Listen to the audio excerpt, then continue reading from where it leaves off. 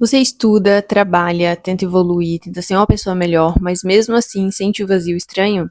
Esse vídeo é pra você. Você não é preguiçosa, você não é ingrata e você não tá errada, você não tá atrasada. Mas como alguém que faz tudo certo ainda se sente perdida?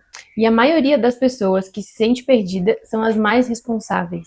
Elas fizeram o que pediram, elas foram fortes cedo demais, elas amadureceram cedo demais, elas foram para a vida adulta, elas aprenderam a se adaptar e não a se conhecer. A gente aprendeu a funcionar, a gente não aprendeu a se conectar com a nossa verdade, com o que funciona pra gente, mas sim com o que funciona pro mundo. E ser um adulto, uma pessoa funcional é muito importante, sim. Eu vejo que a nossa sociedade às vezes até se perde nesse conceito, mas funcionar é diferente de ter sentido. Desempenho, performance é diferente de alinhamento. Então, só faz sentido estar se aquilo estiver alinhado com você.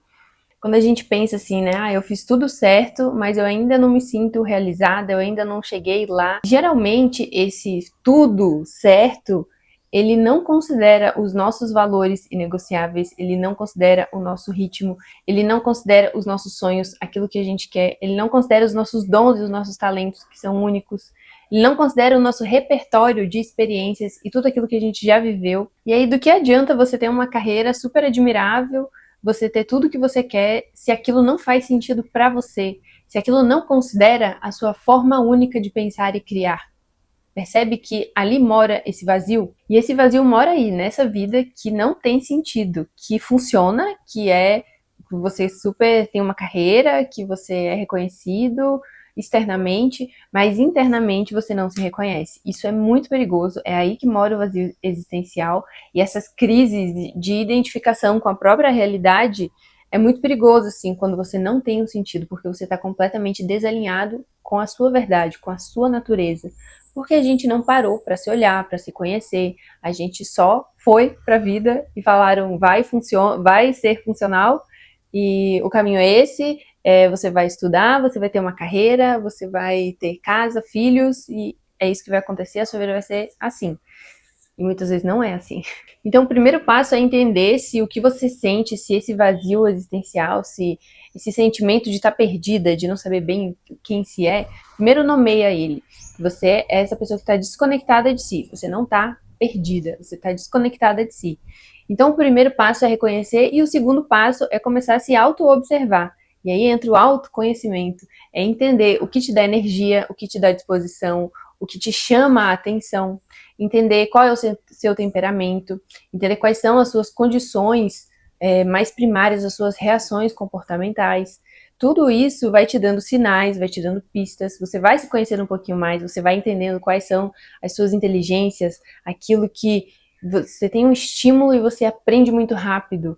Aí tem sinais muito importantes de quem você é. E se sentir perdida é o primeiro sinal de que você precisa mudar, de que você não aguenta mais viver naquele piloto automático. E essa sensação não é uma sensação de fracasso, ela é uma sensação de que a vida está te pedindo para expandir, a vida está te pedindo para mudar. Ela está dizendo, isso não cabe mais, precisamos expandir. E aí vem essa sensação, essa insatisfação e esse desejo por algo novo, esse impulso de vida e um impulso da vida dentro de você, querendo mais, querendo que você expanda, querendo que você acorde.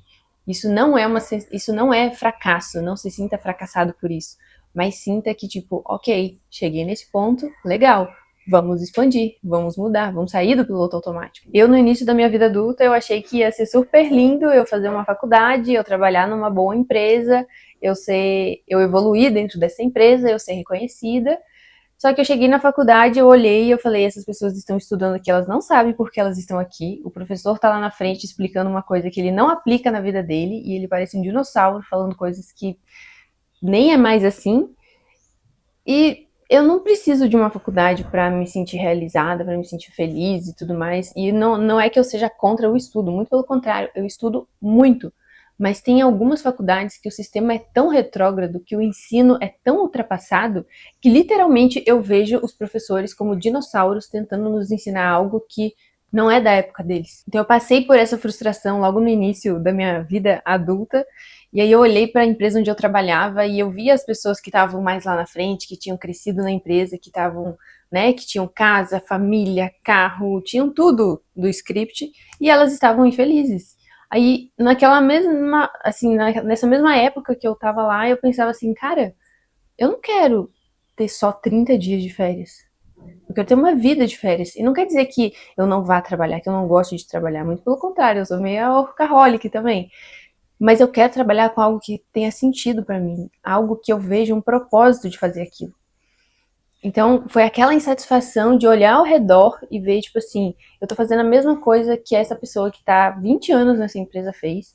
E eu vou ficar que nem ela, velha, rabugenta, reclamando de tudo, sabe? Tipo, acomodada, vivendo no piloto automático, sem se questionar de nada. Eu não quero ser essa pessoa.